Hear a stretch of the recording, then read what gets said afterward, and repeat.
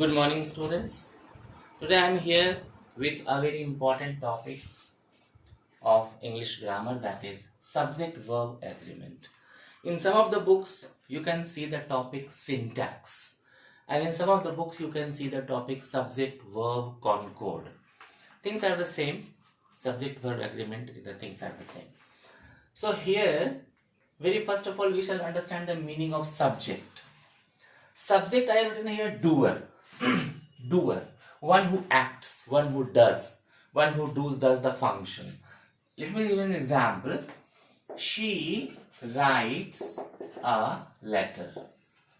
In this sentence, this she writes a letter. In this sentence, this writes is an action word. What is the word? You can call it verb.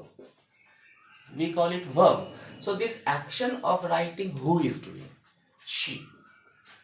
She is doing this action. So the person who does, the person who functions, who does the action is called subject.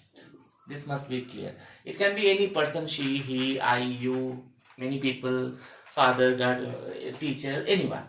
So the person who does the function, what is being done in the sentence is called subject. So subject and then verb in a sentence. This is the concept of subject must be clear to you. Now I am coming to the topic subject verb agreement. What is the meaning of agreement? Agreement means something on which two people, two parties, two things agree. Here there is some agreement. There is something that on which subject and verb both agree. What is that agreement? The agreement is singular subject will take only singular verb. This is the agreement. And plural subject will take plural verb. This is the agreement. So singular subject will take singular verb and plural subject will take plural verb. This is the only agreement that is followed in everywhere in English grammar, in English writing. This is the agreement. Singular subject will only take singular verb, plural subject will always take plural verb. Now I am coming to the singular and plural subject and singular and plural verbs. If we take an example, subject, if we talk about singular and plural, and if we talk about verb also, verb let us take singular and plural. You will see, let us write an example, boy. When we use S with boy, it becomes singular to plural. Girl, it becomes plural when we use S or ES with any subject. But in the case of verb, just opposite happens. Just opposite happens. What I mean to say is runs is singular and run is plural. This is the thing I want to say. Goes is singular, go is plural. Here just opposite happens. When you use S or ES, it is singular. And without S or ES, it is plural. But here in subject, you can see with S or ES, it is plural. And without S or ES, it is singular. This is the basic concept that students always make mistake. And that is why if you go back to the agreement, I had told you singular subject will take singular verb. So if it is a boy will singular, so it will take singular subject. Here a boy runs. A girl, suppose a girl goes. But boys, plural, will take plural. Boys run. Girls go. This is the thing that happens. This is the main basic thing behind subject verb agreement chapter. Now, we shall go deep into this chapter and try to understand why students always make mistakes while doing this subject verb agreement. The first point what I have to share with you is there are two nouns, two subjects, which when we combine these two, it becomes one. Bread and butter. Let me give an example. Bread and butter. What happens? Bread and butter seems to be two nouns, so it seems to be plural. But it takes singular verb. Bread and butter is my favorite food. What? Why this is singular? Because we mix it and make it one. That is why. So there are some more examples we can see. Rice and curry. Rice and curry you can say. Rice and curry. Slow and steady. Slow and steady. Horse. Horse and carriage. Hammer and sickle. All these things will become singular. Rice and curry is my favorite food. Slow and steady means there is. Horse and carriage is standing there. Hammer and sickle is present there. All things will be singular, never plural. So, this was the first point that I had to tell you. Second thing we shall see is each and every. Each and every. Whenever there is any noun, any subject after each or every, it will always be singular. You can see each man has a car. Each has a singular, have is plural, we know. Every house is beautiful. So whenever there is each and every, we use singular subject, singular verb and singular verb. This was the next point. The next point we shall see now is all and some. What do you think when there is all and some? What shall we do? All horses dash animals. And all the money dash lost. What happens after all and some? If we find countable noun, we shall use plural. So all horses are animals, and when there is an uncountable noun, all the money has been lost or is lost. So it can be, you can see another example. Some flowers dash red, and some sugar dash needed. Now here what will happen? Flowers is countable noun, so we shall choose some flowers are red. But here some sugar is uncountable noun, so we shall use is. So some flowers are red, but some sugar is needed. Why? Because these two are countable nouns, these two are uncountable nouns, so we are using singular verb with them. That must be clear to you. Next point, let us see. One more thing I want to tell you. Sometimes what happens, all gives a sense of individuality. It gives a sense of everything. Then there, in that case, we use singular. Like all is well. It's a very, very popular sentence you must have heard in one movie. I will tell you all that is needed. That is needed. We cannot use here of is with all, because here all gives the meaning of everything, individuality. That is used. After this all, we use, if you see, everyone, everybody, someone, somebody, no one, nobody. All these words will always take singular verbs. Always. You can see the example. Everyone dash present there. Everyone was present there. Everybody was present there. Someone was standing there. Somebody was standing there. No one was there. nobody was present there. So if all these things, but everyone, everybody, someone, somebody, no one, nobody, will always stay singular. Now we shall see each of the, either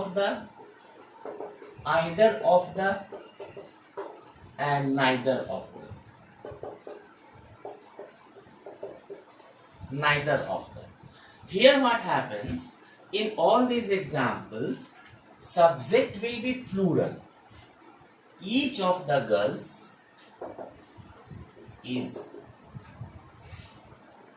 either of the books is singular subject verb, and neither of the pens is. Here you can see the subjects are plural form, but verbs we are taking singular form. This happens. So always remember, each of the, either of the, neither of the, subject will be plural, but verb will be singular. That is the thing we have to understand. Okay? After each of the, either of the, neither of the, if we talk about half of the, same thing will be followed. Half of the mangoes and half of the land. Half of the land, or water, or rice, or sugar. So here it is uncountable noun. This mangoes is countable noun. We shall use plural verb. But half of the land is not countable, uncountable. We shall use singular verb. This must be very, very clear to you. One more thing would like to tell you: every man and every woman. Every man and every woman. Dash. And each boy and each girl. Don't get confused here.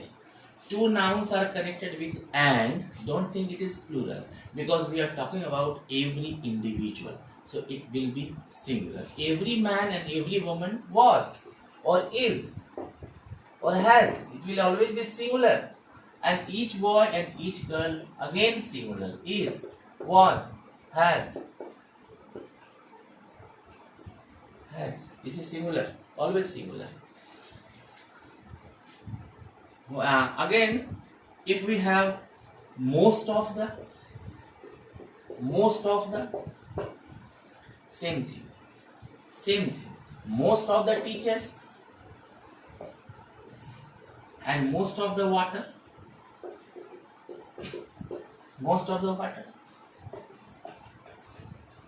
Same thing, teachers, countable noun, we shall use are.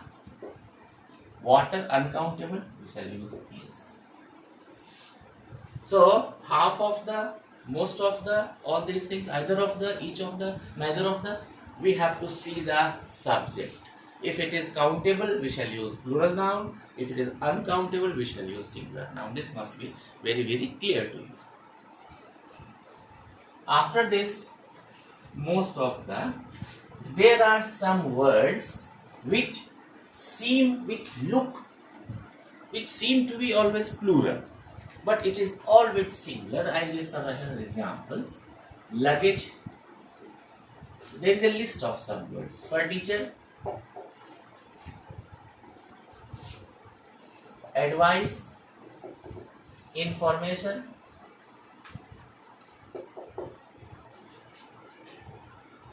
Food, work,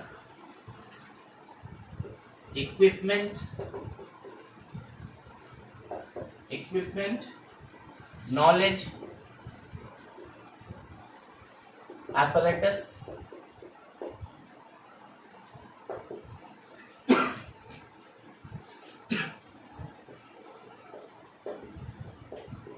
behavior, scenery, traffic, electricity, fruit. These words are always singular. You cannot use s or es with them. Cannot. You cannot use luggages. You cannot use furnitures. You cannot write advices, informations, foods, works, equipments. You cannot make it plural by using s or es with them. And you cannot use a or an with them. You cannot use a luggage. You cannot write a furniture. It is also not possible. And these are always singular. Here sometimes all my luggage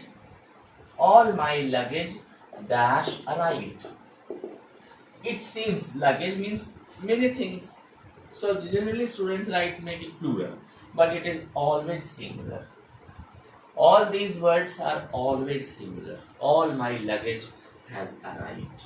So in this way we cannot use s or es with them, and we cannot use a or an with them to make it s or es with them to make it plural, and we cannot use it a or an. These words are always singular. Next point.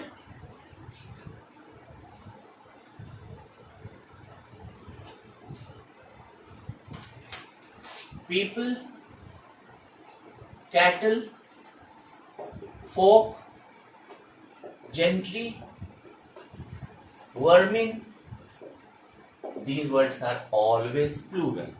You cannot use s to, you cannot write peoples, cattle, folks. These are always plural. All the people are present. All the cattle have gone. In that way. But yes, sometimes what happens, in some books you may have seen somewhere peoples is written. Peoples is written. This is written when we talk about a particular tribe or particular community of some particular place. Then we use peoples. Otherwise, these people, cattle, folk, gentry, vermin are always plural. My next point, arithmetical calculations. 2 and 2 dash 4. 2 and 2. 2 plus 2 dash 4. What do you say? What do you think? It should be is or are. What happens in mathematical calculations? Arithmetical calculation, we can say singular and plural both are acceptable. Both are acceptable. So if you write 2 and 2 is 4 or 2 and 2 are 4, 2 plus 2 is 4 or 2 plus 2 are 4, both are grammatically correct. So there should not be confusion. In arithmetical calculations, singular verb and plural verb both are acceptable in grammar. So there is no confusion in that. Now we talk about none of the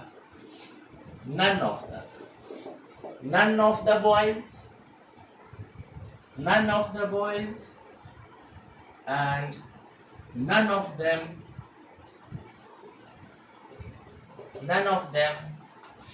none of the girls. This is an example where most of the students make mistakes. Here what happens? None of the boys. The same thing happens. None of the boys was and were both are acceptable in grammar. None of them has, have, both are acceptable. None of the girls is, are, both are acceptable. Both are acceptable. So there should not be any confusion with none of the singular verb and plural verb. Both are correct in grammar. After none of the, if we talk about one of the players,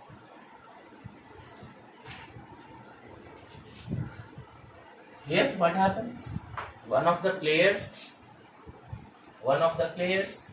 here you can see it is a plural subject, but since it is one only, there are many players, but out of them only one has gone. So one of the players has gone. Not all have gone, not plural. One of the players have gone.